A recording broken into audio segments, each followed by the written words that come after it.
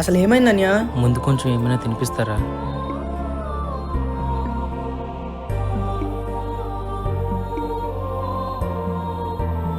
అన్నయ్య కొంచెం మెల్లితేనన్నయ్య ఇటు పారిపోవా. సరిగ్గా తిని 2 రోజులు అవుతుంది.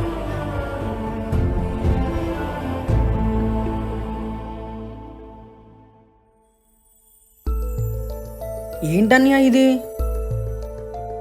దానివల్లే తమ్ముడు ఇదంతా. అర్థమైనట్టు చెప్పనయ్య. దీనికోసం తెలియాలంటే నా గురించి తెలియాలి. మా ఊరి పేరు లచ్చన్న దొరపాలెం. అదొక చిన్న గ్రామం. అందులో నుంచి పుట్టుకొచ్చిందే ఈ కథ. చిన్నప్పటి నుంచి నాటకాలు చూసుకుంటూ కథలు రాసుకునేవాడిని. అప్పుడే అనుకున్నాను ఒక మంచి సినిమా కథ రాద్దామని. ఆ కథ రాయడానికి 3 సంవత్సరాలు కష్టపడ్డాను. ఎన్నో ఆశలతో పల్లెటూరు నుంచి పట్టణంకి వచ్చాను. నేను తిరగని ఆఫీసులు లేవు, కథ చెప్పని ప్రొడ్యూసర్స్ లేరు. మరి ఏం చేద్దాం అనుకుంటున్నావు అన్యా?